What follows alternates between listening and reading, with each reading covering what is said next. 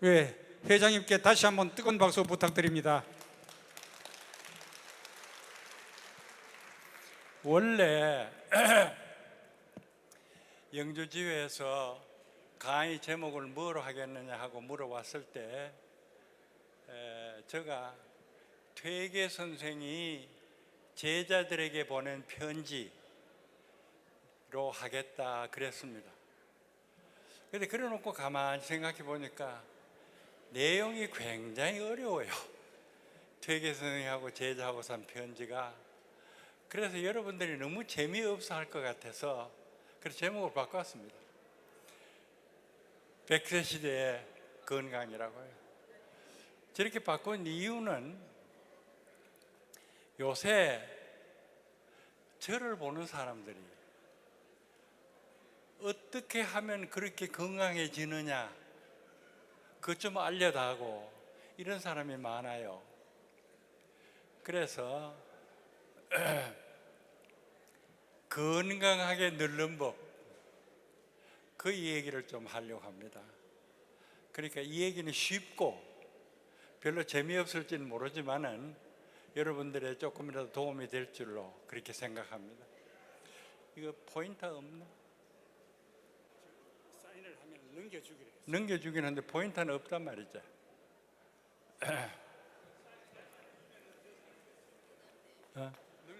넘길 때 사인을 해주면 저기서 넘겨. 그래, 넘겨 다음 슬라이드.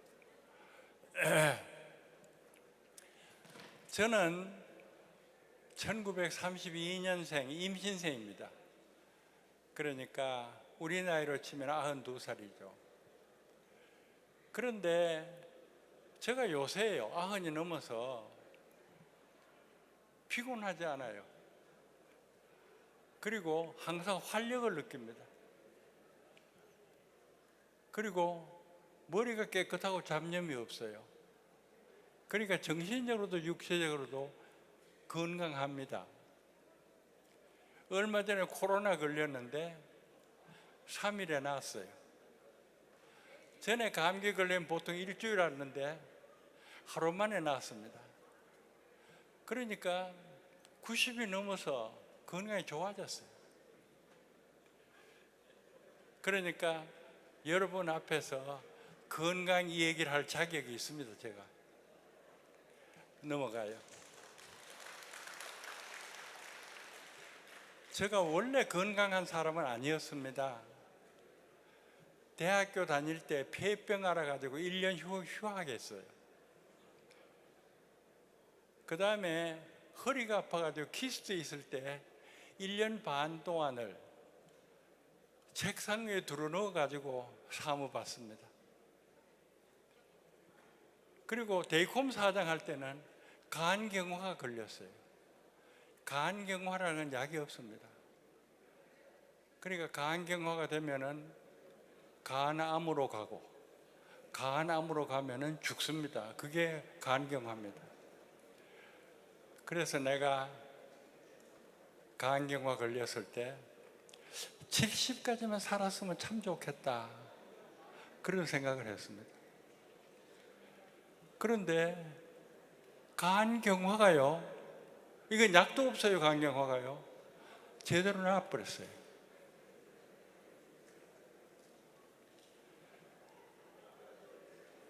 그 다음에 당뇨병, 고혈압, 그 다음에 전립선암, 그 다음에 심장 빈맥, 이런 등등의 병을 제가 갖고 있었습니다. 그런데 지금 거의 다 괜찮습니다. 그래서 어떻게 했느냐 하는 이 얘기를 여러분들에게 전해드리려고 합니다. 다음.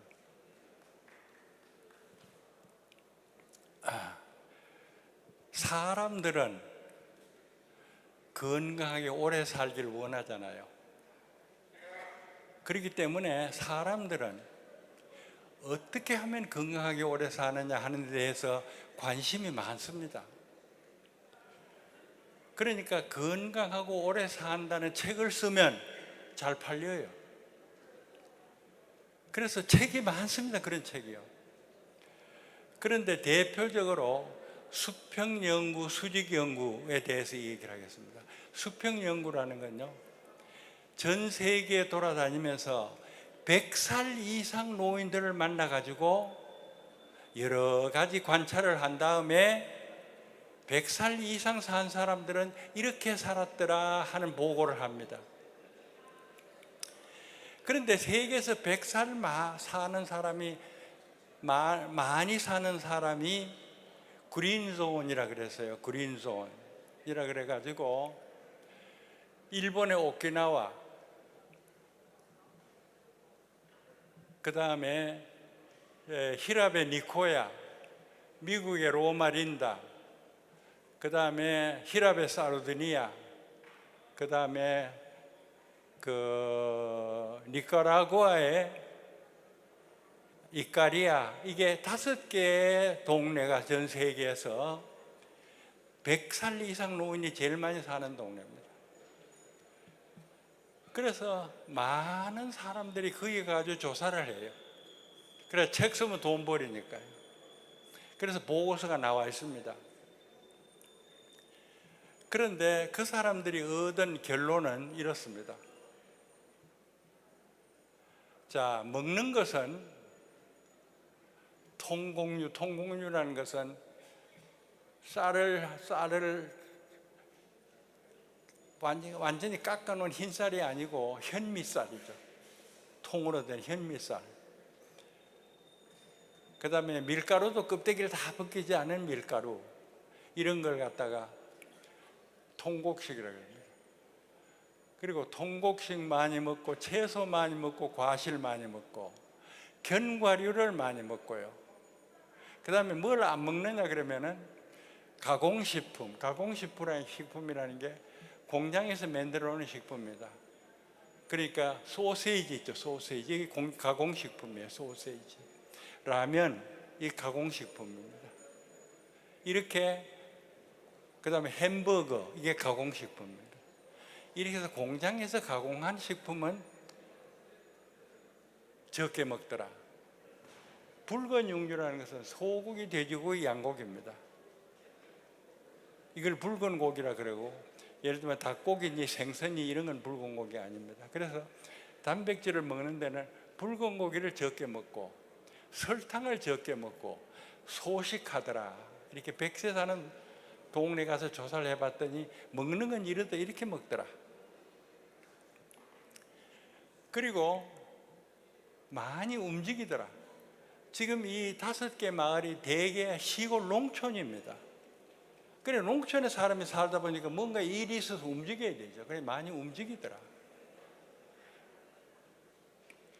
그 다음에 한 가족 여러 세대가 같이 살고 친구 사회 연도가 강하더라.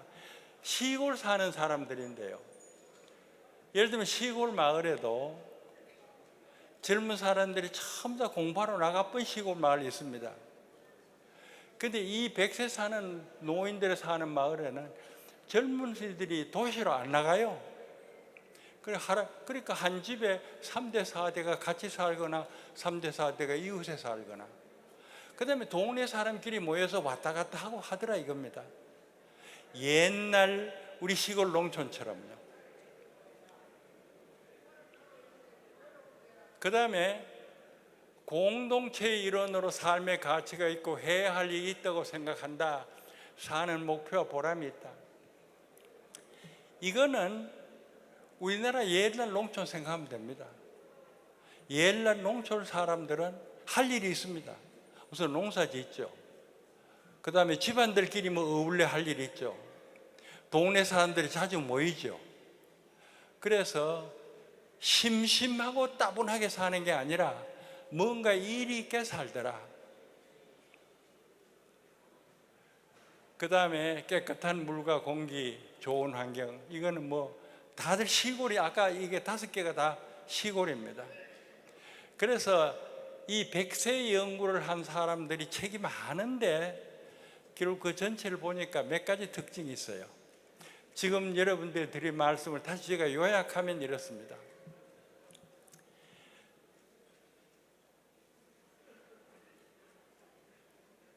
한 집에 여러 대가 한 집에 사거나 가까이 살고, 그 다음에 몇백 년 한 마을에 사는 사람들이 음식도 나눠 먹고 모임도 자주 하고 왔다 갔다 하고 하더라. 그러니까 이 얘기는 우리가 지금 들어도 아무 소용이 없습니다. 우리는 그런 환경이 전혀 아니잖아요. 아이들 전부 다 도시에 나가버리고 영감 할머니 있거나 영감 혼자 있거나 할머니 혼자 있잖아요. 그러니까 우리가 여기서 배워야 될 거는, 지금 시골에 나가 있는 아이들 전부 들어오라 그래서 한 집에 살자 그런 건 안 되니까, 현재 사는 사람들끼리라도 될 수 있는 대로 왔다 갔다 하면서 자주 접촉해라. 이것이 오래 사는데 중요한 요리도 하나고요. 그 다음에 나물 많이 먹고 과실 많이 먹고, 단 거, 과자, 떡, 빵, 이거 단 거 너무 많이 먹지 말라, 뭐 이런 정도의 교훈을 우리가 찾아볼 수 있습니다.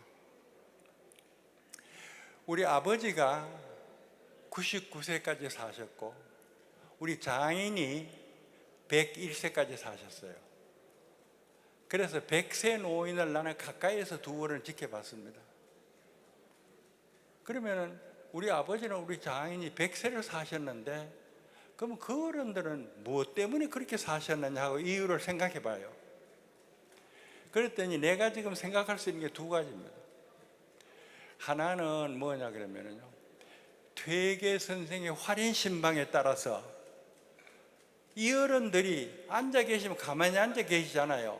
뭐 두드리고 비비고 만지고 뭐 이게 자꾸 하신다고요. 이게 건강에 좋은 거예요.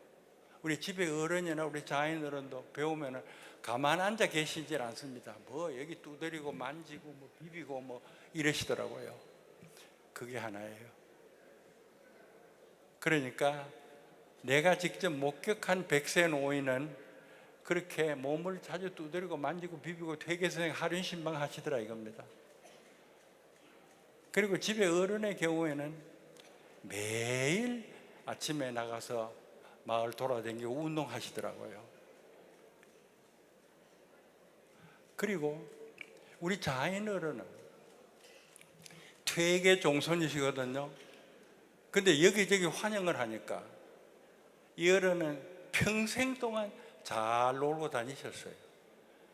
그러니까 친한 친구들하고 어울리더라. 이것도 100세 마을하고 비슷한 예입니다. 그 집에 어른은 서울역 근처에 내 방을 하나 얻어드렸어요. 그러니까 매일 친구들이 거기 모이는 거예요. 많을 때는 한 20명씩 매일 모였어요. 우리 아버지 방에. 나중에 100세가 되니까 다 없어지고 아버지 혼자 계시더라고요. 그러니까 내가 우리 딸들을 교대로 보냈어요. 가서 할아버지하고 놀아드리라고. 그래서 우리 장인하고 우리 아버지의 예를 들어보면은 이렇게 비비고 만지고 하는 퇴계 선생의 활인 신방 하는 것하고 사람들하고 친하게 왔다 갔다 하면 지내시더라 하는 게 특징입니다. 그리고 어젯밤에 내가 90노인 5분이 같이 잤어요. 지금 현재 이 중에도 몇 분 와 계십니다만 같이 잤습니다. 그래 그분들도 90까지 살았으니까요. 그래서 내가 오늘 강연을 위해서 물어봤습니다. 90까지 산 이유가 뭐라고 생각하냐 물어봤어요. 그랬더니 공통점이 다들 운동해요. 산책하고 걷고 다들 운동하더라고요. 그 다음에 다 활인신방해요. 두드리고 만지고 비비고 이렇게 하더라고요. 이게 어제 저녁에 90노인들 만나가지고 제가 얻은 공통된 결론입니다. 그런데 특수한 예가 두 가지 있어요. 그 한 예는 이완재 교수라고 나하고 동갑인데, 그 이완재 교수 얘기가 자기 이가 한 개도 빠지거나 뗀 게 없대요. 냈을 때 이를 그대로 가지고 있다 이겁니다.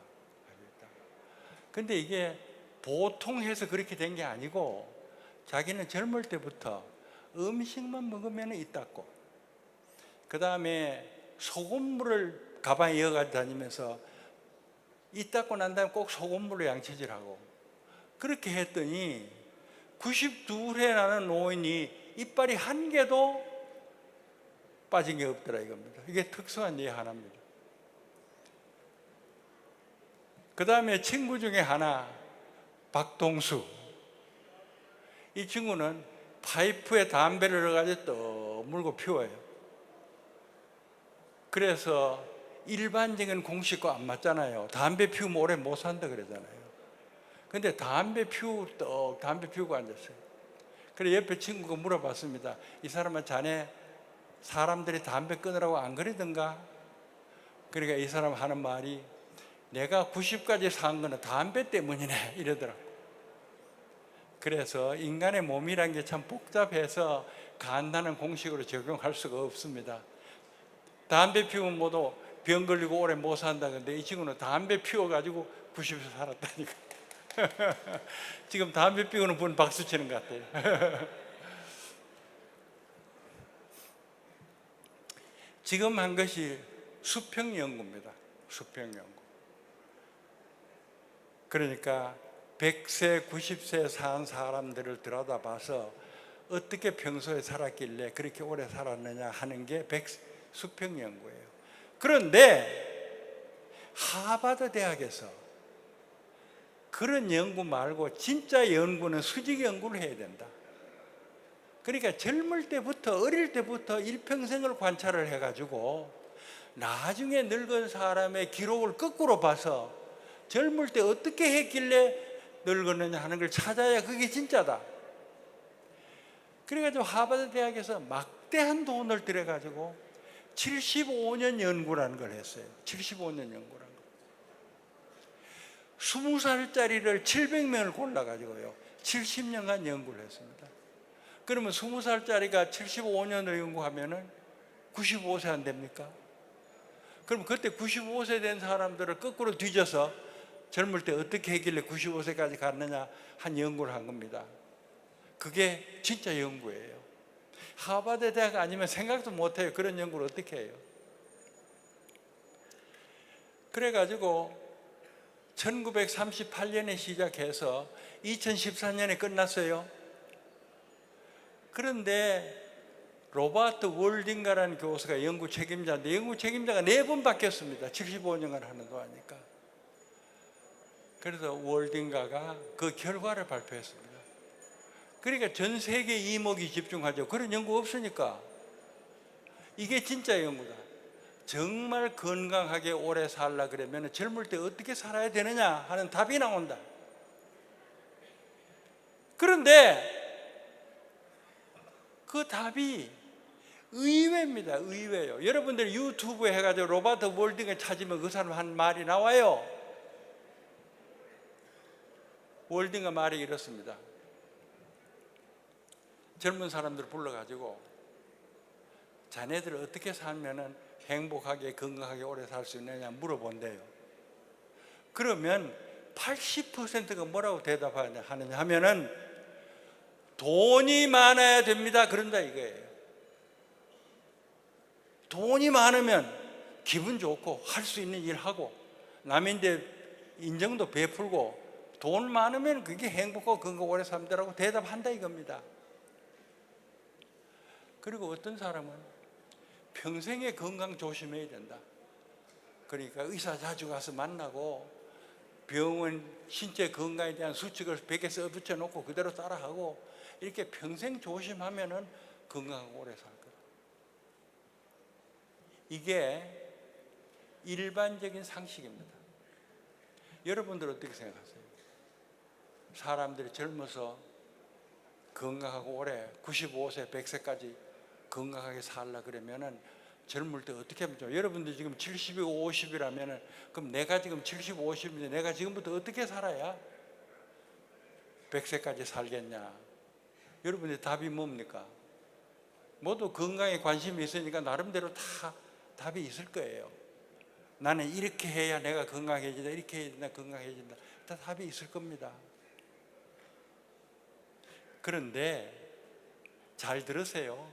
하버드 대학에서 많은 돈을 들여가지고 연구 책임자가 4번이나 바뀌면서 75년간 연구한 겁니다. 답은요, 사람들하고 친하게 지내라 이겁니다. 답이요.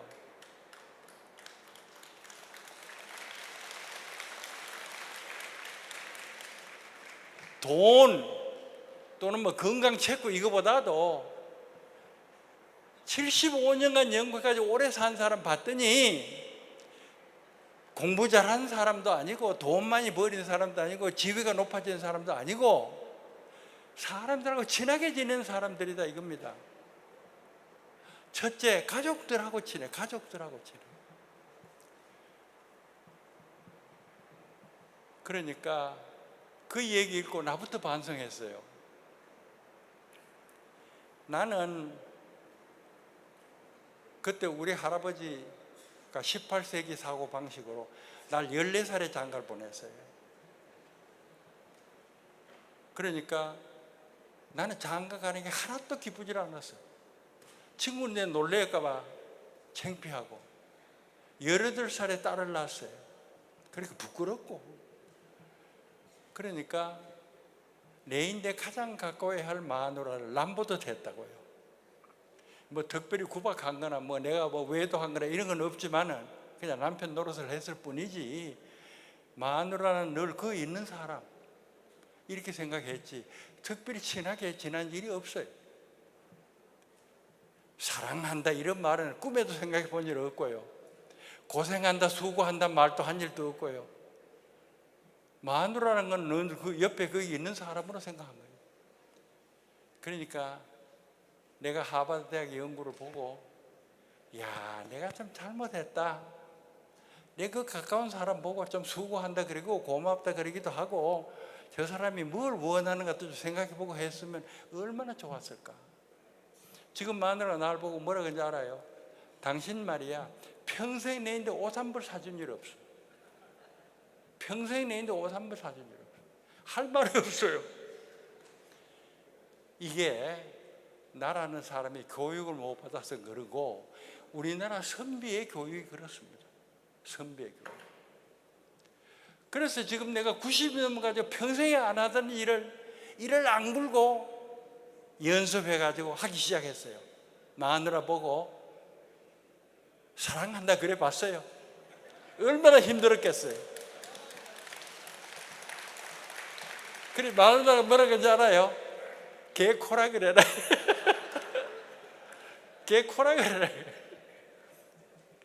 그리고 행복하다 이러면은요 아찔하게 그런 소리 하지 마소. 그러니까 행복하다 그러면 귀신이 시기한대요. 그래서 아이도 이쁘다 그러지 않고 밉다 그러고 아이 이름도 귀동이라고 안 지고 개똥이라고 짓고 이게 우리나라 습관입니다. 하버드 대학 연구에 의하면은요 이거 참 잘못 살고 있는 겁니다. 잘못 살고 있는 거예요. 그러니까 자기인데 가까이 있는 사람부터 위하고 귀중하게 생각하고 사랑하고 사이좋게 살아요. 자, 저는 90이 돼가지고 알았습니다만 여러분들은 지금 70, 60 아니에요. 하세요 그거요. 한번 하세요. 그것이 여러분들과 여러분들의 배우자를 건강하고 행복하게 만드는 겁니다. 오래 살게 만드는 겁니다. 그러니까 혼자 안 살고 같이 살라 그러면은 친하게 지내야 됩니다.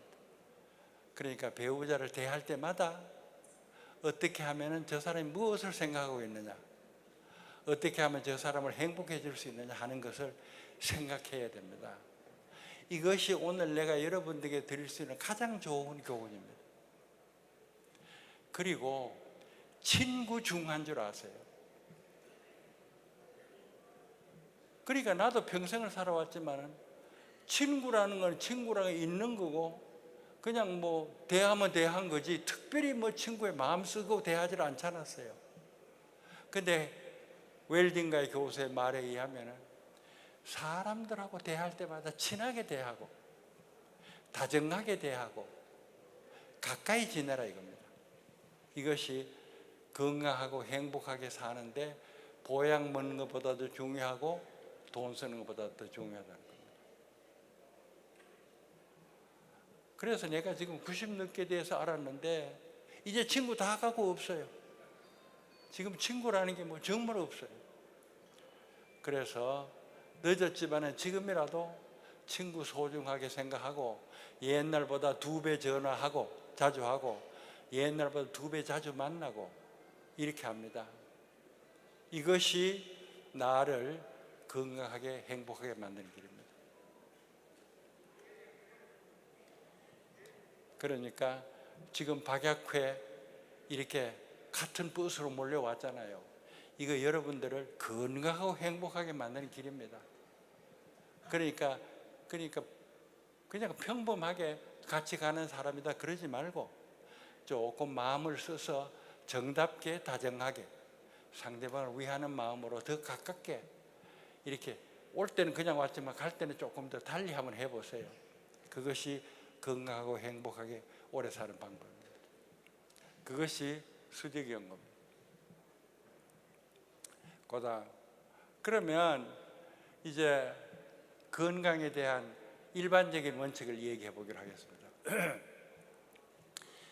사실요, 이렇게 되면 건강해진다 하고 자를 죄는 듯이 말하기가 참 어렵습니다.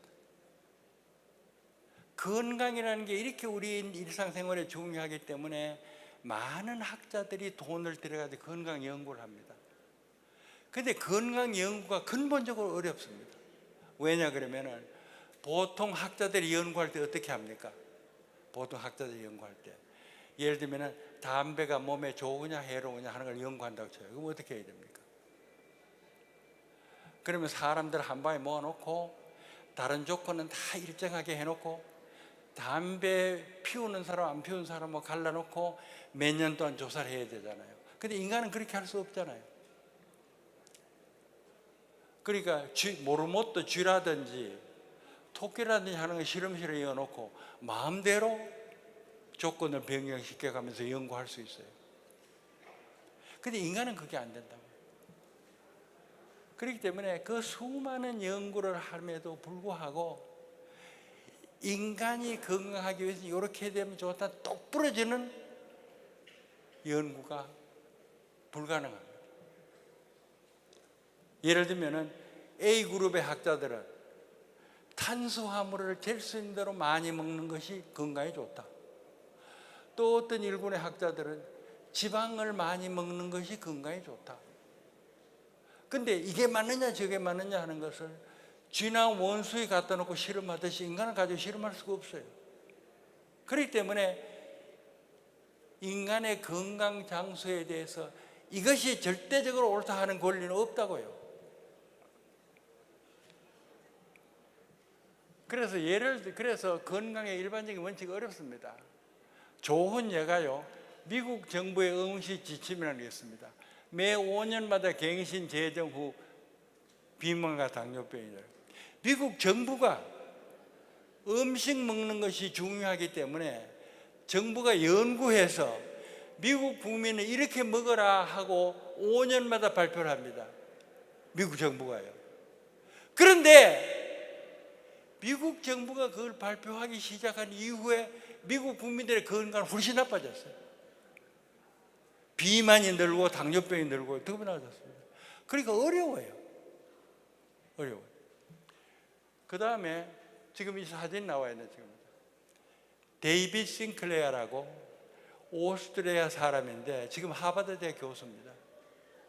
이 친구 뭐라 그러냐면요, 사람이 늙는다는 것은 병이다, 고칠 수 있다, 거꾸로 정피할 수 있다 이렇게 주장합니다. 이 데이빗 싱클레어가요. 그래가지고 모르모또 쥐를 놔두고 실험을 해요. 자기 방식대로. 그러면 쥐가 예를 들면 쥐가 평균 2년 산다 그러면 이 친구가 자기 발명하는 방법을 하면 쥐가 3년을 살아요. 그러니까 사람으로 말하면은 80세 사는 사람이 이 실험을 하면 120세 사는 거죠.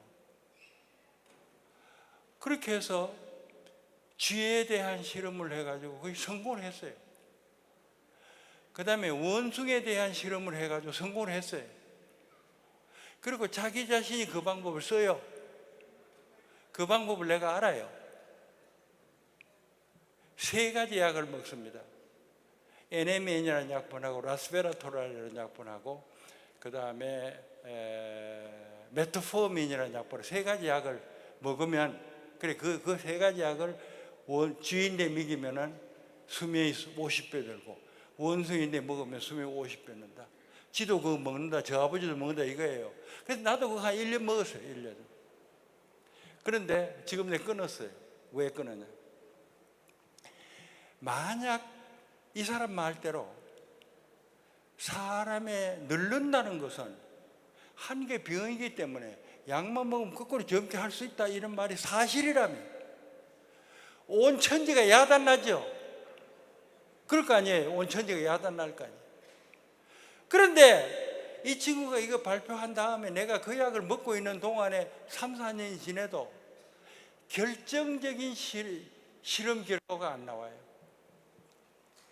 100명은 그대로 두고 100명은 이 사람 말하는 3가지 약을 먹었더니 이게 거꾸로 젊어졌더라 하는 증거가 과학적으로 안 나와요. 그래서 나도 약 끊었어요. 그러니까 인간이 어떻게 하면 오래 살고 잘 하느냐 하는데 딱 부러질 답은 찾기가 힘들다 이겁니다. 지금도 여러분들 유튜브에 가서 데이비 싱클레어 찾으면요, 이 친구 지금도 사람 수명을 갖다가 지금의 50%도 연장할 수 있다, 이 약을 먹으면 된다, 이러고 앉았어요. 그 다음에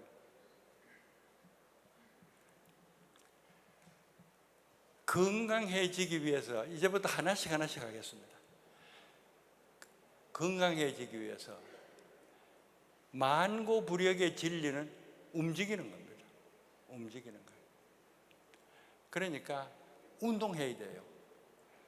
그래서 내가 건강해진 이유 하나도 운동하는 겁니다. 지금 여기 김종길 부회장 앉아 있는데, 김종길 부회장은 아침마다 일어나서 2시간 걷습니다. 2시간. 그런데 여러분들이 생각하기를 내가 매 시간 2시간 걸어야 되겠다 그러면 엄두가 안 나요. 2시간 어떻게 걸어요? 그래서 일반적으로 공인되어 있는 답은요, 30분요. 일주일에 닷새 30분씩은 걸어라. 그러면은 건강해진다가 현재 공식적인 답입니다. 그러면 누구나 할 수 있죠. 일주일에 1회가 일주일인데 그 중에 닷새만 30분씩만 걸어라. 그게 누가 못해요? 여러분 혹시 버스 타고 다니면 버스 한 정거장 미리 내려가지고 집까지 걸어가면 30분입니다. 또는 만보 걷는다는 사람이 있습니다. 만보. 좋죠. 근데 만보가 너무 멀어서 아예 안 걸어버리면 그건 소용없잖아요. 만보 걸으면 좋은데 힘들잖아요. 어렵잖아요. 그 어려워서 안 한다 하는 것보다는 30분씩 닷새만 걸어라 이겁니다. 이건 누구나 할 수 있어요. 누구나 할 수 있어요. 그래서 만약 여기서 안 하는 분이 계시면 김종길 부회장처럼 하루에 2시간씩 걸으면 좋지만은 하루에 30분씩만 걷고 여러분들이 자기 스스로 보고 다 이러면 됩니다. 내가 필요한 운동량을 했다고요. 이건 누구나 할 수 있어요. 이건 내가 여러분들에게 강력하게 구하는 거고, 저도 게을러서 걷는 거 싫어해요. 근데 30분은 걷습니다. 30분. 그 다음에 그 앞에요. 일주 동안 150분 이상 약간 숨이 찰 정도로 걷기. 일주일에 150분이라는 게 30분 5개란 말입니다. 그 다음에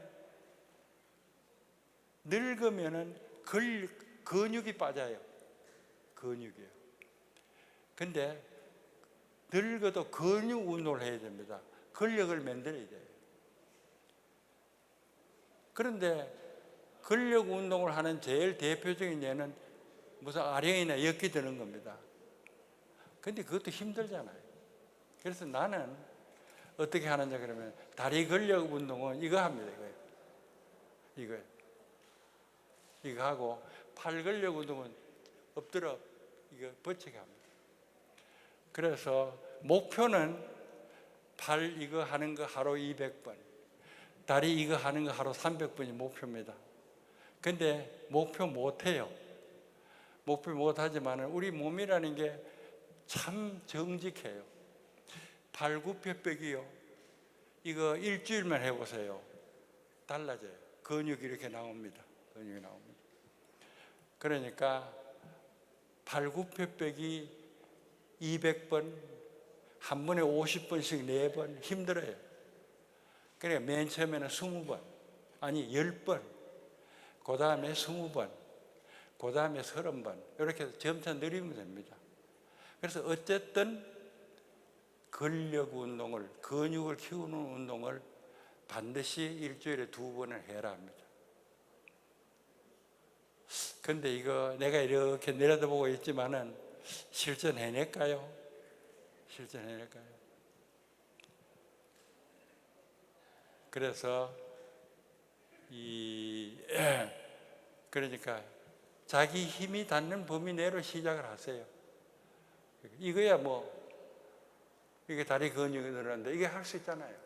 근데 발굽혀펴기는 하는 정도로 맨 처음 3분 하고 5번 하고 해가지고, 그래서 나는 목표가 하루에 발굽혀펴기 200번, 다리 이거 300번이 목표입니다. 아직도 그렇게 안 가고 있습니다만 하려고 노력을 합니다. 그래서 건강에 대해 가지고 수칙을 얘기하면은요, 걷는 게 최고입니다. 움직이는 게 운동이 최고입니다. 거기다가 앉아있어 심심할 때 활인신만 비비고 두들기고 이런 거 우리 자연이나 아버지 하시는 거 보니까 그게 건강에 좋더라고요. 그게 제가 여러분들에게 구원해 드리는 거고 나도 그렇게 하려고 노력하는 겁니다. 그 다음에 내 경우에는 매일 30분 걸기, 매일 골프 스윙 30분. 우리 집 옆에 골프 연습장이 있어요. 그러니까 필드에 가서 하는 게 아니라 연습장에 가서 골프 연습합니다. 그 다음에 매일 만보 걷기는 분당 60보 걷는다면 1시간에 3,600보 걷게 되므로 만보를 걸으려면 3시간 가까이 걸어야 되니까 이건 어렵다. 나는 그거 할 생각 안 해요.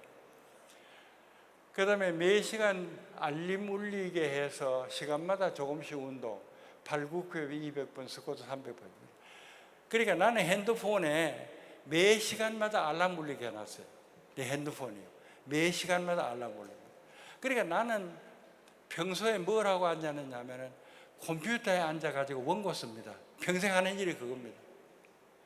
근데 하루 종일 그러고 있으면은 90년가면요, 오골에 들어요. 그러니까 매 시간마다 울리게 해놓고요. 그 울리면 조금이라도 움직입니다. 이렇게 꼬부리가 앉았으니까 덜도 피고 팔 굽히고 운동하고. 이게 내가 하는 일인데 여러분 전부 핸드폰 가지고 계시니까 1시간마다 울리기 힘들면 2시간마다 울리게 해놓고 울릴 때마다 조금씩 움직이세요. 이것이 내 건강 수칙입니다. 그 다음에 넘어가요. 그 다음에 이번에 식사 얘기하겠습니다. 식사 얘기. 뭘 먹어야 건강하냐. 아까 얘기했죠. 미국 정부는 미국 국민들을 생각해서, 국민의 건강을 생각해서 국민들이 어떻게 먹어야 될지 모르니까 이렇게 먹으라 하는 권고안을 냈어요. 미국 정부에서. 그런데 그럼 권고안이 나간 다음에 아까 얘기했다시피 미국 국민들은 전체 건강이 나빠졌어요. 그러니까 이게 비판을 많이 받는데요. 그것을 소개하겠어요. 미국 정부에서 뭐라고 했나요?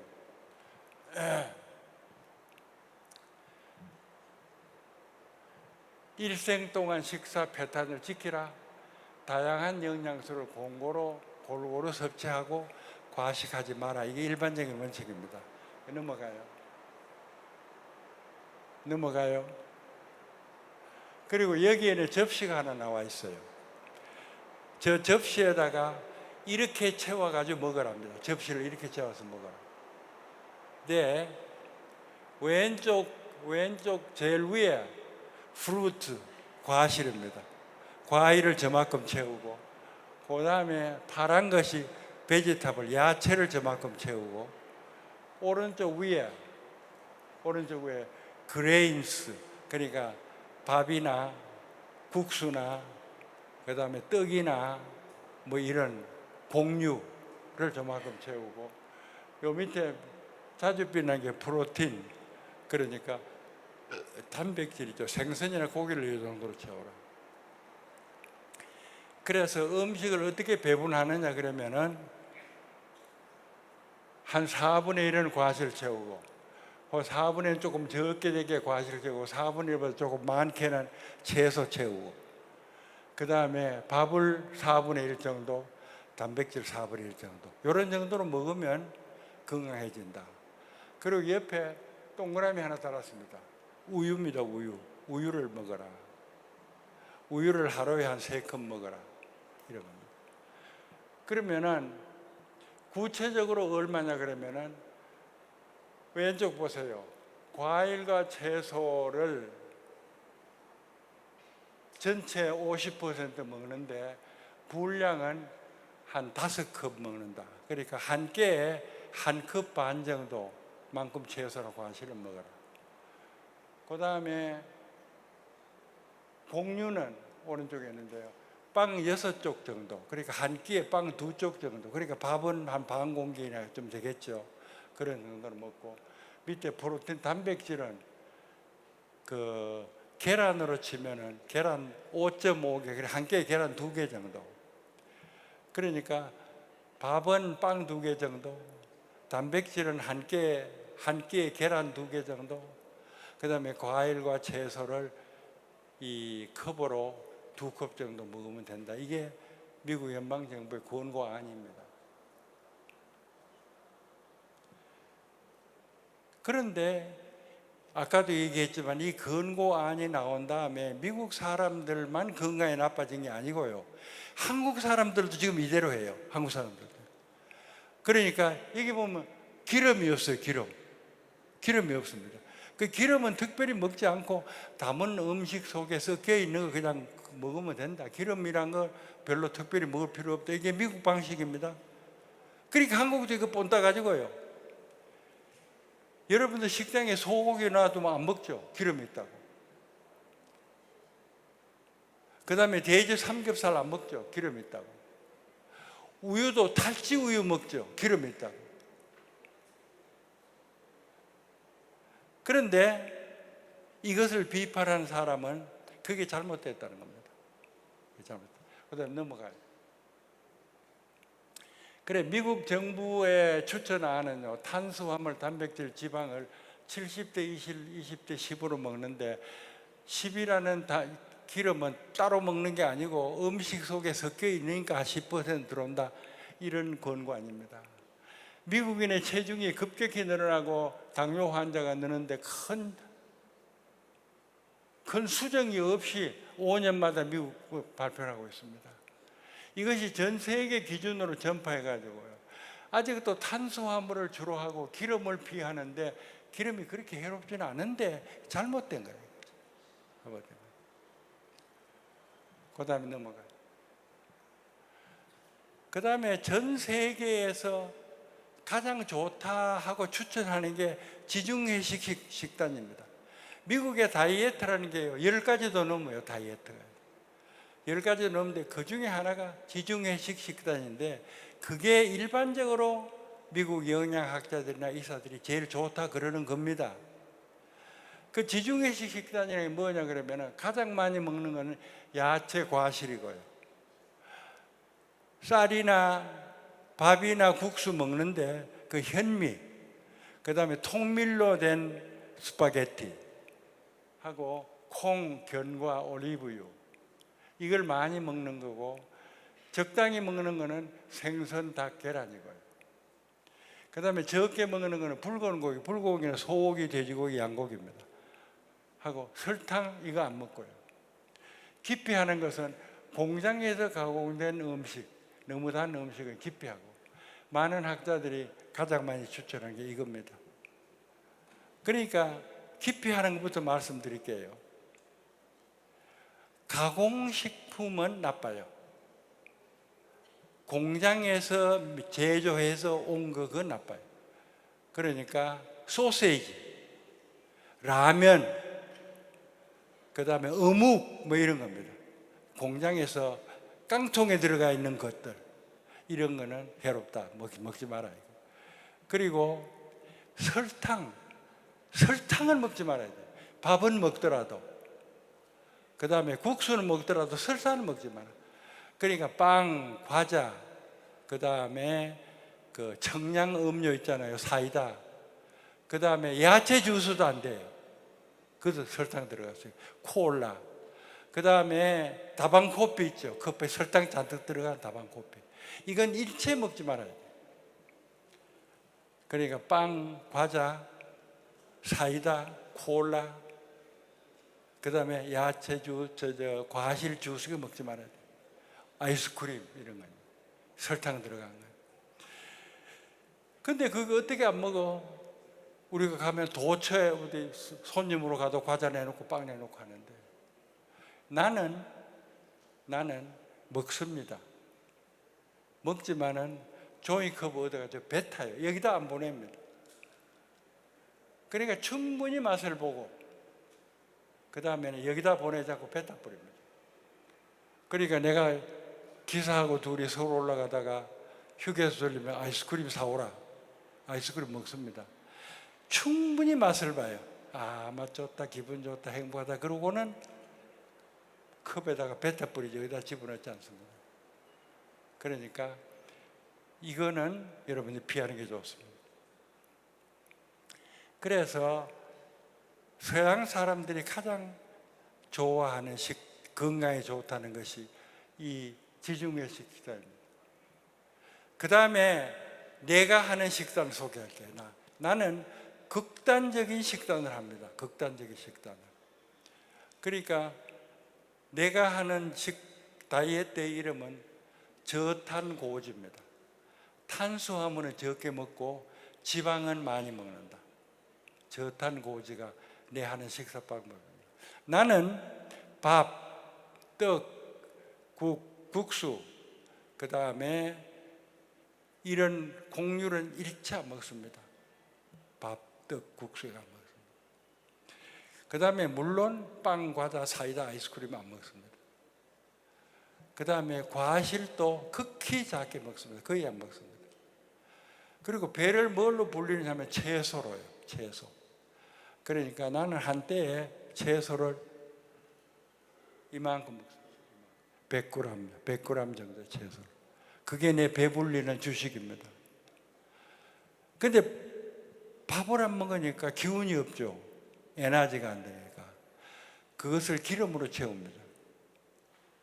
그러니까 나는 올리브유를 우리나라 숟가락으로 하루에 10숟가락 먹습니다. 그러면 그게 기름은 열량이 높기 때문에 내 에너지는 그걸로 보충합니다. 그런데 이런 저탄고지의 식단은 나는 지금 4년 하고 있는데요. 내 부근에 이거 하는 사람 없습니다. 거의 없습니다. 내 셋째 동생이 해요. 아주 건강합니다. 내 아들은 한 끼는 이거 하고 나머지 2끼는 보통 대로 먹습니다. 걔도 건강합니다. 그런데 왜 내가 이런 극단적인 식이요법을 하냐? 극단적인 식이요법. 이게 극단적인 식이요법이거든요. 왜 이런 극단적인 식이요법을 하느냐? 그 이유는 내가 당뇨병이 있기 때문입니다. 당뇨병. 당뇨병을 내가 수십 년 알았어요. 이게 당뇨병이란 놈은요, 그대로 두면 눈 멀고 발 썩고 그 다음에 신장 투석하고 입 빠지고 중적인 치매 걸리고 아주 늙어도 그냥 깔깍하고 죽어버리면 좋은데 이게 비참하게 늙어요. 그러니까 결심을 한 거죠. 나 이거 고치겠다. 그래서 결론적으로 말씀드리면요, 저는 식전 혈당이 77입니다. 77년. 그리고 당화 혈색소라는 게 5.2입니다. 그러니까 완전히 고친 겁니다. 완전히 고친 겁니다. 그러니까 나처럼 내가 뭐 비상한 각오를 한 거죠. 비상하는 각오를. 그거 얼마나 불편해요. 그런데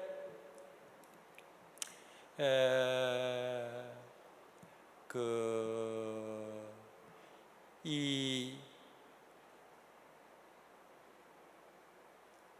당뇨를 갖다가 고쳤기 때문에, 예를 들면 내 둘째 동생, 걔도 당뇨인데 우리 어머니부터 당뇨를 우리 남매가 다 얻어받았어요.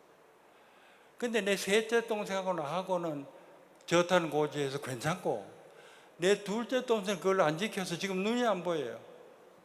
내 둘째 동생은 사람의 형체는 보이지만 얼굴이 안 보입니다. 지금 비참한 상태 때문에. 그래서 여러분들에게 권하고 싶은 것은 당뇨병이 아닌 다음에는 나처럼 그렇게 과격한 저탄 고지할 필요는 없어요. 그러니까 여러분들에게 권하는 것은 그 다음입니다. 그 다음에 넘겨. 그래서 여러분들에게 권하고 싶은, 가만히 있어보세요. 그 다음 한번 더 넘겨보세요. 그 다음에 더 넘겨보세요. 그 다음에 더 넘겨보세요. 요거요. 그러면 여러분들이 먹고 있는 밥상은 어떠냐? 밥상은 어떠냐? 그런데 여기 쓰인 것처럼요, 한국과 일본은요, 세계 최장수국에 들어갑니다. 한국과 일본, 작은 나라 싱가포르나 무슨 스위스 같은 작은 나라 빼뿌리고 큰 나라만 치면요, 한국과 일본이 최장수국입니다. 가장 오래 사는 거예요. 한국 사람이 미국 사람보다 평균 4년 더 살아요. 한국 사람, 미국 사람 평균 4년 더 삽니다. 최장수국입니다. 그러니까 한국 사람이 먹는 밥상이 이게 괜찮은 겁니다. 그러니까 한국과 일본의 세계 최상수국에 속하므로 재래식 식당은 건강식으로 볼 수 있습니다. 다만 몇 가지는 고칠 필요가 있습니다. 밥 한 그릇, 국한 대접, 된장찌개 한 종지, 생선 한 토막, 계란 한 개, 김치, 물김치, 나물 2접시, 김, 절인 반찬, 간장, 이게 한국 밥상 아닙니까? 이게 우리가 재래식 한국 밥상이라고요. 이거 괜찮다고요. 건강상으로 괜찮아요.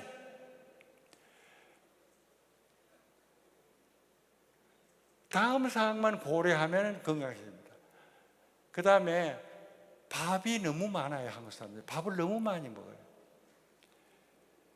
그런데 이 밥이라는 게요, 밥이라는 게 너무 많이 먹으면 좋잖아요. 너무 많이 먹어요. 그래서 밥은 좀 줄이는 게 좋습니다.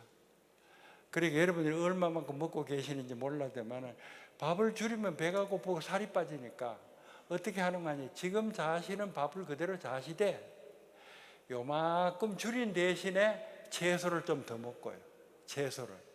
또 요만큼 줄인 대신에 기름을 좀 더 먹고요. 그렇게 하면은 아주 좋은 식단이 됩니다. 우리가 한국에 먹고 있는 밥을 그대로 다 먹되 밥이 너무 많기 때문에 밥을 조금 줄이는 만큼 채소, 밥을 조금 줄이는 만큼 기름. 근데 밥을 조금 줄인다는 게 막연한데요.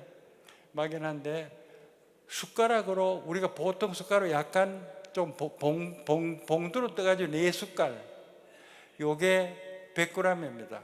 100g. 그거 줄이는 대신에 올리브 기름을 우리 한국 숟가락으로 1숟갈 정도 대신 먹으면 됩니다. 그럼 여러분 생각에 왜 저 영감이 올리브유 얘기를 하지? 근데 현재 우리가요, 우리 먹는 식단에 올라온 게 해외에서 오는 거 많습니다. 우리 연어 고등은 저기 북구라파에서 오고요, 우리가 먹는 새우는 아라비아에서 옵니다. 그러니까 구라파에서는 올리브유 먹는 거 이상할 거 없습니다.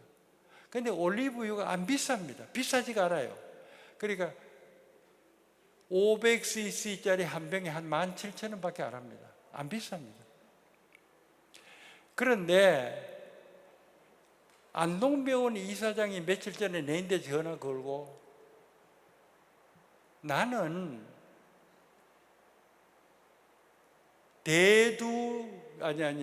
대마씨 초기름을 먹는다. 안동시장 이사장이 대마초씨 기름을 석 달 먹었더니 혈압도 내려가고 당뇨도 내려가고 뭐도 내려가고 했으니, 날 보고 전화 걸고 이사장님 그거 꼭 좀 들어보세요. 그리고 그거 파는 집 전화번호를 적어주더라고요. 그러니까 내가 전화를 걸어가지고 안동 어떤 사람이 대만에게 삼입니다.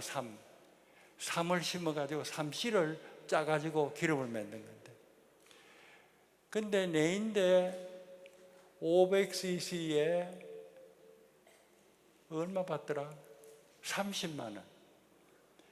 500cc에 30만 원 달라. 그래서 내가 안동병원 이사장의 성의를 생각해서 50만 원 주고 500cc 샀어요. 그래서 하루에 2숟가락씩 먹는데요. 그것도 비싸서 그렇지 그것도 괜찮습니다. 그러니까 올리브유는 500cc에 17,000원밖에 안 하고, 한국산 대마씨 기름은 500cc에 30만 원 하더라고요. 12,000원대 30만 원입니다. 그러면 들기름 참기름은 어떠냐? 들기름 참기름도 좋은데요, 들기름 참기름을 짤 때 볶아서 짜면 산화가 돼요. 그래 특별히 기름집에 가가지고 들기름 참기름 볶지 말고 짜달라 그러면 그것도 올리브유나 마찬가지입니다. 근데 값은 올리브유보다 비싸요. 그래서 올리브유 사세요. 그래가지고 올리브유 먹으면 됩니다. 그리고 또 한 가지 여러분들에게 말씀드리고자 하는 것은, 우리가 먹어서 안 될 걸 먹고 있는 게 뭐가 있느냐 그러면 식용유입니다. 식용유요. 그러니까 콩기름, 그 다음에 미영씨 기름, 해바라기씨 기름, 포도씨 기름, 이런 여러분들이 식당에 식료품 가게에 사오는 식용유라는 게 있습니다. 그가 여러분들이 튀김하잖아요. 튀김요. 그리고 어느 집에도 다 식용유 갖다 놓고 튀김해서 먹어요. 그런데 그것은 공장에서 가공한 겁니다. 화학 물질을 넣어 가지고요 기름을 빼냈어요. 그렇기 때문에 오메가6라는 게 많이 들어있어서 몸에 좋지 않습니다. 그래서 우리 집에서는 식용유 싹 없앴습니다. 그 대신 뭘 쓰느냐 하면, 올리브유는 B점이 얕아가지고 가열하면 이게 타버려요. 그래서 올리브유는 튀김하는 데는 적당하지 않습니다. 아보카도유라는 걸 사면 돼요. 아보카도유. 그것은 올리브유하고 비슷한 겁니다. 그래서 아보카도유도 사서 튀김을 할 때는 아보카도유도 쓰고, 그 다음에 아까 올리브유 먹으라 그랬는데 올리브유 먹는 대신에 아보카도유를 먹어도 됩니다. 그래서 그것은 우리가 집에 쓰고 있는 식용유는 안 쓰는 게 좋습니다. 그게 몸에 그렇게 해로운 건 아닌데 하여간 조금 좋잖으니까 가능하면은 조금 먹어도 무방하지는 하지만은 가능하면은 안 하는 게 좋습니다. 그래서 여기다 아까 지금 한 말을 다시 한번 적어놨습니다. 밥은 현미밥을 먹는 게 좋다. 그리고 밥을 4숟갈 정도로 줄이고 대신 기름을 1숟갈 먹으면 밥이라는 게 많이 들어가면 몸에 좋잖아요. 그러니까 밥을 줄일 수 있는 방법이죠. 그래서 채소가 가장 좋은 식품인데 아무리 많이 먹어도 탈이 없어요. 채소는 아무리 많이 먹어도 영양가가 넘치진 않아요. 100g이 20kcal밖에 되지 않기 때문에, 그런데 나무는 많이 먹을 수는 없죠. 나는 한 끼에 100g씩 먹습니다. 근데 나는 한 끼에 100g 먹는 사람 나 이외에는 본 일이 없어요. 그게 먹기 쉽지 않습니다. 과일은 당이 많으므로 적당히 먹는 게 좋고요. 설탕이 들어간 음식은 먹지 말아야 됩니다. 과자, 사이다, 과실, 주스, 아이스크림 먹지 말아야 됩니다. 먹지 말아가 아니고요, 먹으세요. 그 대신 넘기지 말고 뱉으라고요. 이건 나는 철저히 지킵니다. 철저히 지킵니다. 먹어요. 그 대신 뱉어요. 먹지. 생기지 말고. 그 다음에 가공식품, 소세지, 라면, 어묵, 햄버거, 캔식품 이건 먹지 말아야 되고요. 식용유를 쓰는 대신에 아보카도유나 코코아유를 가지고 쓰는 게 좋다. 그 다음 그러면은 지금 주로 탄수화물하고 지방만 얘기했는데 그 단백질은 어때요? 단백질은 체중 한 킬로그램당 하루에 1g 먹으면 된다는 겁니다. 예를 들면 내가 60kg이라면요. 그러면 하루에 60g을 먹으면 됩니다. 한 끼에 20g씩. 그러면 한 끼에 20g이라는 게 어느 정도냐 그러면요. 생선이나 소고기나 요 손바닥 정도의 크기요. 요만큼 잘라 놔두면 요게 100g이 됩니다. 요 100g 속에 단백질이 한 20g 들어 있습니다. 그러니까 단백질은 어떻게 짐작을 하느냐면 하루에 생선이나 고기나 요 정도 먹으면 된다. 그 다음에 계란 같으면 한 개 조금 더 정도 먹으면 된다. 이런 정도만 먹으면 단백질은 보충이 되는 겁니다. 그래서 지금까지 제가 한 말을 정리하면 한 끼의 밥상에 고기나 생선을 요만큼 정도 먹으면 단백질은 되고, 그 다음에 밥 먹고 채소 먹고 과일 먹고 그 다음에 그 기름 먹고 하는데 가능하면은 밥을 조금 줄인 데서 채소를 더, 그 다음에 밥을 조금 넣어서 기름을 좀 더 먹으면은 그게 건강식입니다. 그러니까 오래 건강하게 사는 식단입니다. 그 다음 이제 식사의 얘기는 지금으로 끝났습니다. 그러니까 별로 어려운 거 없습니다. 우리가 일상에 먹는 한국식 밥상 괜찮은 겁니다.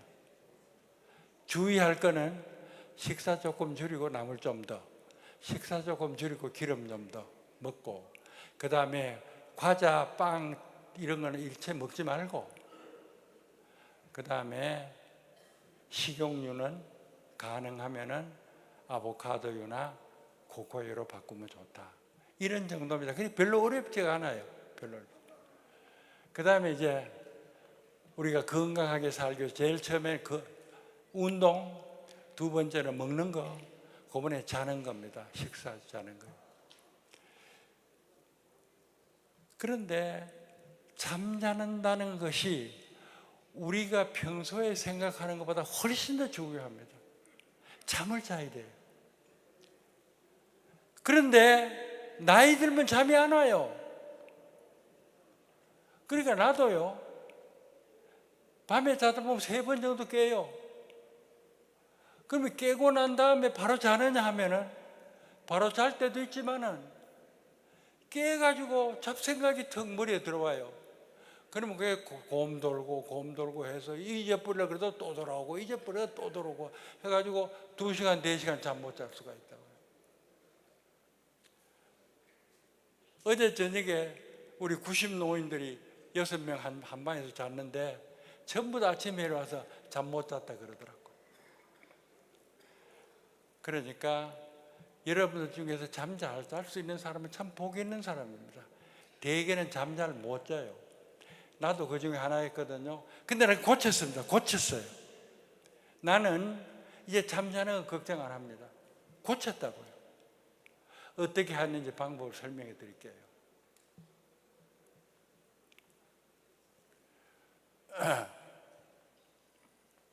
우리 몸이요, 흥분 상태하고 평정 상태 두 가지가 있습니다. 자율신경이, 우리 머리로 어쩔 수 없이 우리 몸 자체가 흥분 상태하고 이완 상태하고 두 가지 상태가 있어요. 그런데 잠이 안 오는 것은 흥분 상태가 된 겁니다. 이걸 이완 상태로 만들어야 돼요. 그러니까 흥분 상태는 어떤 상태냐?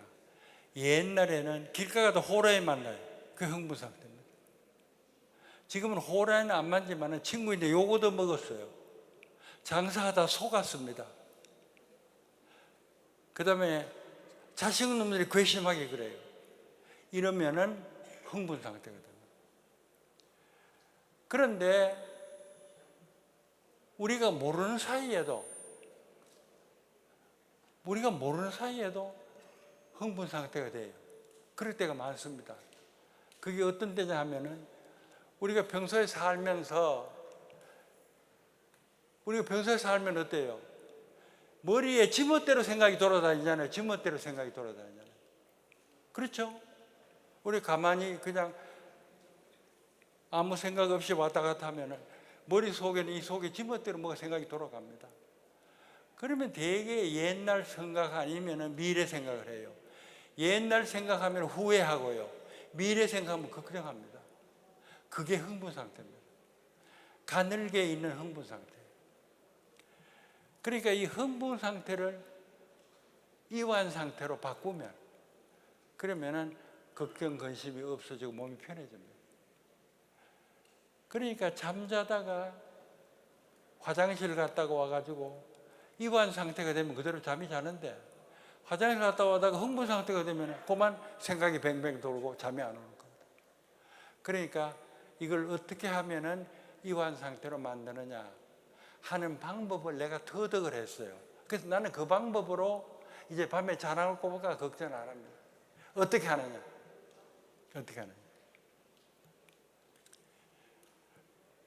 우리가 여기 폐하고 배하고 사이에 횡격막이라는 게 있습니다. 횡격막이라는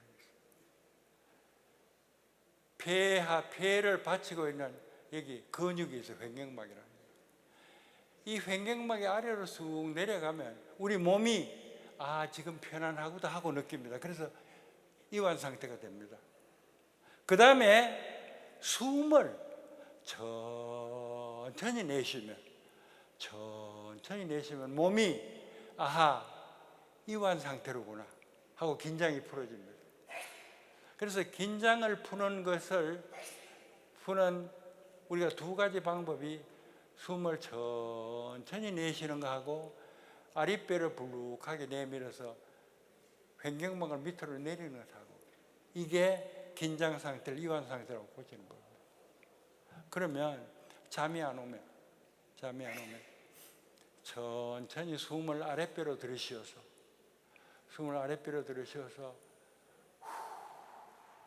하고 길게 내뱉어요. 숨을 아랫배로 들이쉬어서 길게 내뱉습니다. 그래 몸이 긴장할 일이 없구나 이렇게 이완 상태로 갑니다. 그러면 잠이 와요. 그러면서 한 가지 더 합니다. 그건 뭐냐 그러면은 여러분 혹시 최면술이라는 건 들어봤습니까? 최면술. 우리나라는 별로 안 하는데요. 서양 사람들은 최면술이라는 걸 많이 해요. 사람 여기 의자에 앉혀놓고요. 내가 지금부터 당신한테 최면 걸겠다. 그리고 이 사람 보고 뭐라고 시켰냐면 내 말을 믿어라. 그리고는 앉혀놓고 뭐라고 하면은 팔다리에 힘을 빼라. 팔다리의 근육을 이완해라. 편하다고 생각해라. 팔다리가 무거워진다. 편하다. 딱! 그러면 그만 칵 하고 잠이 듭니다. 이게 이제 최면 상태입니다. 그럼 그 상태는 의식은 잠자고 잠재의식은 깨어 있습니다. 그러면 최면술을 한 사람이 암시를 줘요. 뭐라고 하느냐면 너는 너 이름을 잊어버렸어. 그리고 깨웁니다. 그럼 이 사람은 최면 동안에 뭐가 일어난지 모르죠. 그럼 물어요. 당신 이름이 뭐예요? 그러면 저 이름이요? 이름이 생각이 안 나요. 이게 최면입니다. 그 다음에 최면술 걸어놓고 여섯이라는 단어를 잊어버렸어요. 잊어버렸어요. 이렇게 암시를 줍니다. 그러면 그것이 잠재 속에 기억이 돼요. 깨운 다음에 하나 둘 헤아려 보죠.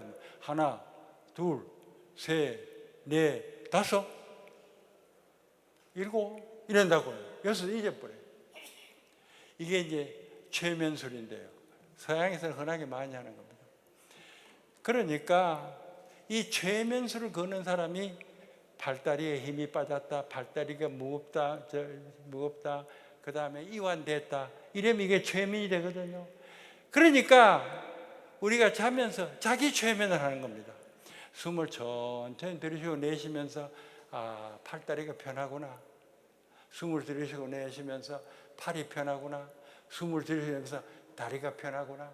숨을 들이쉬면서 팔이 무겁구나. 숨을 내쉬면서 다리가 무겁구나. 그렇게 하면 자기 최면이 돼요. 그래서 쑥 하고 잘 수 있습니다. 다시 말씀드릴게요. 잠안 오거든 아랫배를 쑥 숨을 들이쉬면서 아랫배를 내밀고 그 다음에 길게 후 하고 하면서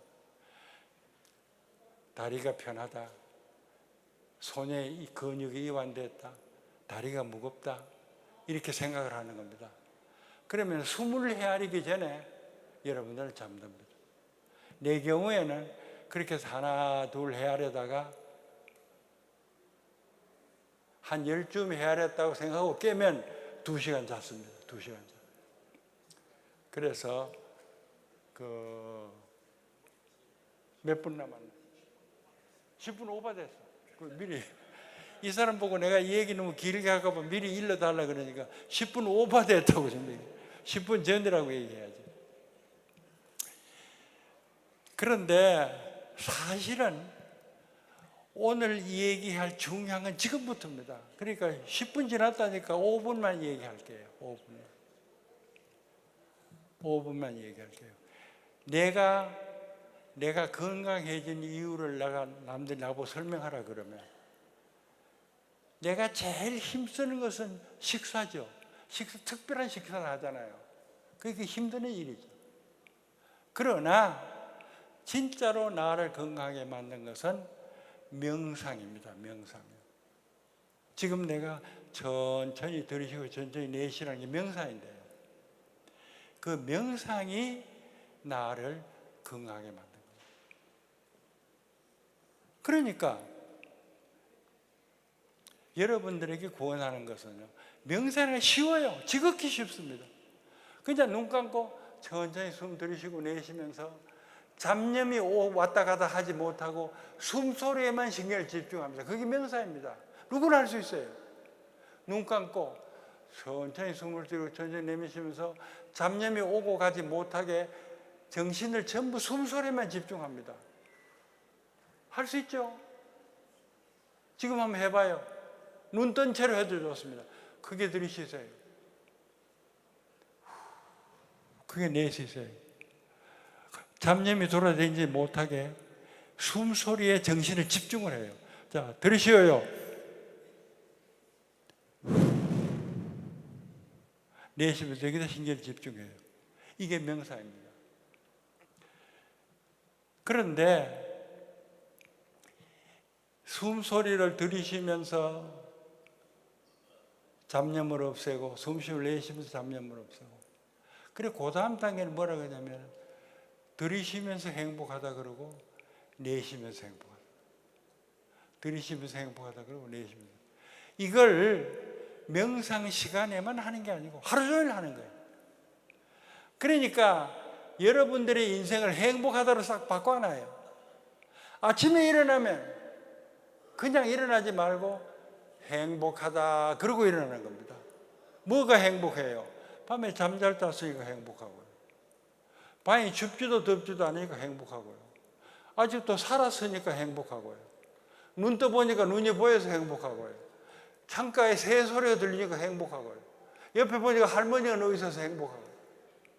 이렇게 행복하다 그러고, 그 다음에 세수하러 가가지고 그냥 세수하지 말고 행복하다 그러고 세수하는 겁니다. 왜? 눈이 보이죠. 귀가 들리죠. 그 다음에 맑은 물에 얼굴 씻으니까 행복한 거죠. 그 다음에 밥 먹으러 가요. 그냥 밥 그냥 먹지 말고 밥이 배에서 씹으면서 행복하다 밥맛을 봐요. 그래서 인생을 그냥 싹 바꿔버려요. 인생의 틀을 아주 깡그리 바꿔버린다고요. 하루부터 저녁까지 내 인생의 베이스는 행복입니다. 처음에 금방 되지는 않습니다. 자기 전에 2분 하세요. 자기 전에 2분요. 그거 할 수 있잖아요. 한 달만 하면 습관이 됩니다. 그 다음에 5분 하세요. 그 다음에 10분 하세요.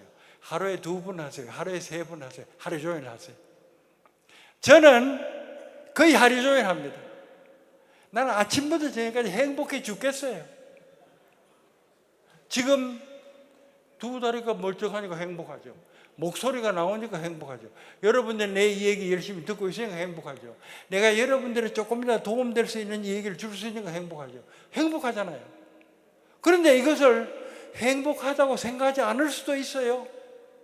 그냥 뭐 내가 다리 멀쩡한 거, 목소리 멀쩡한 건 당연한 거고, 그 다음에 뭐 강연하는 거 내가 밤낮 하는 건데 뭐 새로울 것도 하나도 없고, 그러니까 뭐 1시간 동안 떠들고 힘들었다 이래뿐이면 그만 아닙니까? 그러나 행복하다 그러면 행복한 거죠. 이게 남인데 해에 끼칩니까? 아니잖아요. 내인데 해롭습니까? 아니잖아요. 어려워요? 안 어려워요.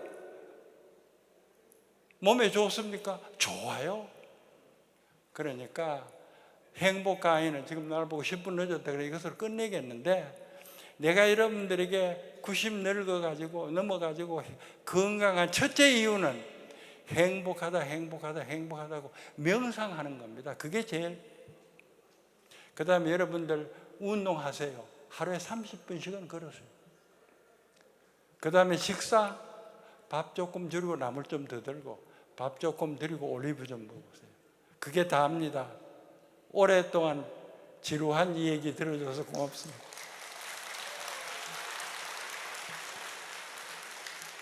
21세기 화두인 건강하게 오래 사는 법을 결정적으로 말씀해 주시는 이용태 회장께 우리 뜨거운 박수를 보내십시다.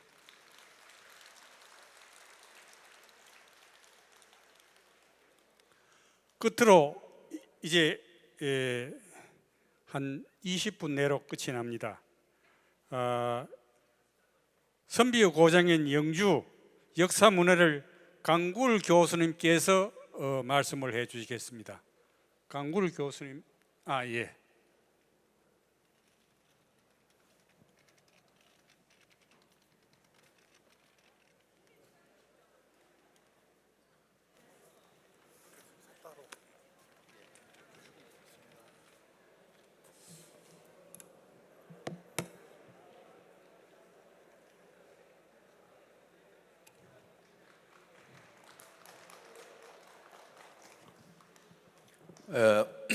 여러분 반갑습니다.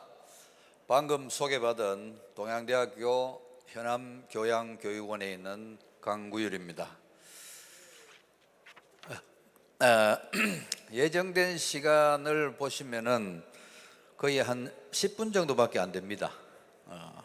근데 이 10분 동안에 제가 영주의 긴 역사 속에 수많은 분들을 어떻게 다 소개해 드리겠습니까? 그래서 또 10분 안에 할 수 있는 그런 말씀을 간단하게 드리겠습니다. 아까 얘기 나온 중에 영주에 오셔가지고 볼거리, 또 먹거리, 놀거리 이렇게 세 가지를 말씀하셨는데, 저는 거기다가 하나 더 붙여서 알거리도 있다. 영주에 오면은 알거리가 굉장히 많습니다. 근데 대부분의 사람들은 앞에 세 가지 거리만 하고 가는 경향이 있습니다. 알거리를 하고 가야 진짜 거리를 즐기고 가는데요. 저는 본래 이제 태어나기는 성주에서 태어나고, 또 전통교육은 합천이 외가에서 합천에 가서 했고, 그 외가가 있는 곳이 한원당 선생님과 일두 선생이 만났던 지동암이라는 곳에 지금은 소학당이라는 곳이 있습니다. 그 부근이 이제 외가여서 거기 가서 이제 서당에서 공부를 좀 했습니다. 그리고 지금은 이제 영주에 와서 또 학교에 있습니다. 영주 와가지고 이렇게 보니까 뭐 다른 지역도 대부분 다 그러겠지만은 영주에 살고 있는 분들이 대부분 다른 지역에서 이주해 온 분들이 많다라는 걸 느꼈습니다. 그래서 지금 이제 앞으로 뭐 우리 발표 자료에도 있습니다만은 소개된 어른들 중에 대부분이 바깥에서 이주해 오신 분들입니다. 본래 여기에 뿌리를 받고 사신 분들이 그렇게 많지는 않습니다. 그래서 동국 여지 성남이라는 책이 있는데 나중에 성경 때 가면 거기에다가 새로운 내용을 더 붙여가 신정이란 말을 붙이는데 거기에 보면은 그 소위 말하는 그 당시에 이제 자리 잡고 살던 토성이라는 개념이 있고 그 다음에 그 이후에 다른 데서 이주해 온 내성이라는 개념이 있습니다. 토성을 보면은 영천군, 그러니까 지금의 이제 영주시 일원이죠. 여기에는 민시, 무시, 그 다음에 애시, 수개자 애시, 그 다음에 팽시, 동시, 고시, 고시는 내성이라 해놨고요. 그 다음에 또 연시가 있고요. 그 다음에 정시, 김시, 전시 이렇게 기록이 되어 있습니다. 그 다음에 풍기는 정시, 안시, 피시, 나라방자 방시, 그늘음자 음시, 그 다음에 풍기진시의 진시, 그 다음에 매월신자의 신시, 그 다음에 김시, 이시, 그 다음에 최시, 배시 이렇게 기록되어 있고 그 다음에 이제 은풍이라고 해서 그 당시에는 아마 그 동국여지 성남 나올 때는 은풍도 풍기 지역에 포함되는 것 같습니다. 그래서 오시, 박시, 전시, 김시가 있고 그 다음에 수능은 안시, 신시, 이시, 윤시, 석시, 김시, 정시 이렇게 기록이 되어 있습니다. 지금 이제 이 성씨가 있기도 하고 또 다른 데로 가고 하기도 했습니다만은 이 영주는 이 세 고을이 합쳐져서 한 고을이 됐습니다. 그걸 어떻게 알 수 있냐 하면은 옛날에는 일읍일교라 해서 한 고을에 향교를 하나씩 두었습니다. 그 영주는 지금 현재 영주, 풍기, 순흥에서 세 곳의 향교가 있습니다. 그러니까 세 지역이 합쳐져서 한 지역이 되었습니다. 향교가 세 곳 있는 곳이 대한민국에 그렇게 많지는 않습니다. 제가 앞에서 말씀드린 합천에 가면은 향교가 4개 있습니다. 우리나라에서 유일하게. 근데 그 네 번째 생긴 향교는 막내 향교입니다. 234번째 생긴 향교. 이 향교를 만들느라고 제 외조부님과 장인어른님 참 또 그 외에 많은 분들이 노력해서 이제 마지막으로 향교를 세웠는데 이와 같이 세 개의 고을이 합쳐지고 더군다나 그 순흥은 또 역사적으로 보면 많은 부침을 겪으면서 관할하던 지역이 많이 변했습니다. 그래서 이걸 이제 그 역사 인물을 정할 때 제가 여기 출신이 아니니까 잘 모르기도 하거니와 또 지금은 다른 지역으로 가 있지만은 한때는 영주 지역에 속했기 때문에 이런 분들을 우리 영주 시사라든지 각종 그런 역사 자료에 수록을 해놓은 걸 보면은 현재로서 봐서는 영주뿐이 아닌데 이렇게 좀 변화가 많습니다. 그래서 처음에 원고 준비할 때는 이제 많은 분들을 다 실으려고 했는데 이 발표지 만들 때 좀 뺐습니다. 그래서 제가 듣기로는 그 자료집을 한 2권 이렇게 만들어 가지고 한다고 했는데 아마 그게 없어 가지고 지금 여기 발표 자료집에 등재되어 있는 분들은 대폭 줄이고 등재를 했고 실제로는 이보다 몇 배가 더 많습니다. 그렇게 역사 인물이 많은 곳입니다. 현재는 이제 그 시사에 등재된 성씨들을 중심으로 보면은 11개 성에 41본관이 있습니다. 그 다음에 이제 그거는 본관이 2개 이상인 성씨가 그렇고요. 그 다음에 본관이 하나뿐인 이런 성씨들은 24성. 그래서 대체로 영주 지역에 거주하고 있는 분들이 35개 성 정도. 물론 이제 숫자는 그보다 더 늘어납니다. 대략 이제 시사에 등재되어 있고 그 다음에 인물들이 비교적 좀 많이 배출되고 한 가문들만을 이렇게 뽑아서 이 절대적인 건 아니라고 말씀을 드립니다. 그래서 아주 다양한 성씨들이 모여 있고, 또 하나의 특징으로 말씀드릴 수 있는 것은 다른 지역을 가보면은 대체로 그 주요한 성씨들이 행정구역 중심에는 잘 살지 않습니다.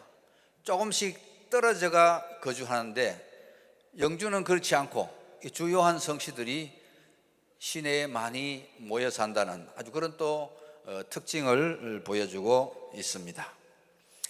그 다음에 이제 통시적으로 보자면은 영주는 크게 한 두 가지 정도 특징을 말씀드릴 수 있는 게, 앞에서도 이야기가 나왔습니다마는 회헌 안양 선생께서 주자학을 도입하셨습니다.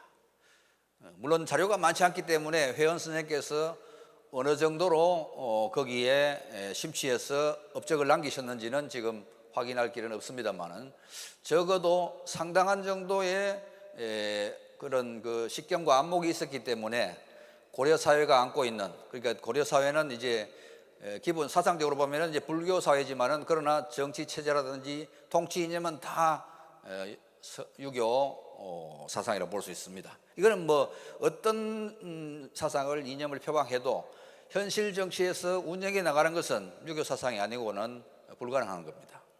이 불교가 말기로 오면서 많은 그 폐단을 노출하게 됩니다. 그래서 이런 그 폐단을 어떻게 하면 좀 고쳐가지고 백성들이 도탄에서 벗어나서 살게 할 수 있을까라고 하는 하나의 현실 문제 타개책으로 당시 원나라에서 유행하던 주자학을 이제 도입하시게 됩니다. 물론 주자학도 이제 주자 당시에는 또 다른 사람으로부터 거짓 학문이라는 공격을 받기도 했습니다만은, 아이러니하게도 원나라에 가서 좀 꽃을 피웁니다. 이 주자학이 들어와서 이제 금방 수입해 가지고는 확산이 되지 않겠죠. 이게 이제 조선을 거쳐 가지고 시간이 지나면서 그로부터 약 한 200년 가까운 세월이 흐른 뒤에 비로소 꽃을 피우게 됩니다. 그런 주자학의 도입, 그 다음에 이제 그런 그 주자학과 유학, 이걸 가지고 새로운 나라를 건설하는데 가장 중요한 역할을 했던 삼봉 선생, 이 두 분이 어쩌보면은 영주 역사에서 가장 두드러진 분이라고 말씀드릴 수 있겠습니다. 그러나 또 한 가지 생각해 보면은 영주가 또 아쉬운 점이 뭐냐 하면은 두 어른 다 말년에 돌아오지를 못했습니다. 회원 선생도 말년을 개성에서 보내다가 거기서 별세하셨고, 삼봉 선생은 뭐 더군다나 그런 그 화를 당하셨고, 이래서 두 어른이 고향으로 돌아와 가지고 후진들을 양성하고 지역 사회에 여러 가지 그런 분위기를 주도해 나가셨더라면은 아마 영주 역사가 또 다른 측면으로 크게 발전하지 않았을까 하는 아쉬움이 있습니다. 대부분 보면 조선시대도 보면은 현실에 나갔다가 나중에는 다시 물러와서 후학들을 양성하고 지역 문화를 주도하고, 이런 걸 통해서 한 지역의 문화적인 특색을 창출해내는데, 이 두 어른은 가장 대표적인 분이라고 할 수 있는 이 두 어른은 출소하고 나서 고향에 돌아오지 않은 그런 것이 좀 아쉽다라는 생각이 듭니다. 그래서 이런 또 하나의 특징이 있다라는 말씀을 드리고, 그 다음에 이제 나머지는 그 아까 말씀드린 대로 이런 다양한 성씨들이 영주로 이주해 와가지고 그 뿌리를 이제 내려서 그 성씨들 중에는 후손들이 정말 많이 번성한 집안도 있고 또 그렇지 못한 집안도 있고, 또 많이 번성한 집안들은 대체로 아무래도 훌륭한 인물도 많이 나오고, 왜냐하면 우리 속담에 이거 뭐 좀 적절한 비유인지는 모르겠습니다만은 덤불이 커야 돛제비가 있다고, 숫자가 많아야 그 중에는 인물이 많이 있습니다. 뭐 군계 일하게 하고 닭도 많이 모여 있으면 그 중에 학이 하나씩 나온다고 하듯이, 이렇게 자손들이 번성한 집안에 인물들이 많이 있는 그런 특징을 또 보여주고 있습니다. 물론 또 그렇지 않고 자손은 적어도 인물이 많이 나온 그런 집안도 있기는 합니다. 이런 특징을 또 볼 수가 있고요. 대체로 이제 제가 수록한 분들은 그래도 생진, 이 사마시라든지 또 급제, 문과 급제한 이런 분들을 중심으로 해서 수록을 했는데 그분들만 봐도 굉장히 이 숫자가 많습니다. 뭐 다른 지역도 많은 사람들이 있겠지만은 특히 영주 지역에서 그와 같은 점을 볼 수 있었습니다. 그래서 영주 지역에 거주하는 성씨 중에서 본관이 가장 많은 성씨가 김씨입니다. 김씨 보면은 경주, 김해, 선성, 선안동, 신안동, 연안, 의성, 청도, 풍산, 함창 이렇게 10개 본관이 있고 그다음 박씨가 5개 본관, 고령, 무안, 밀양, 반남, 영해.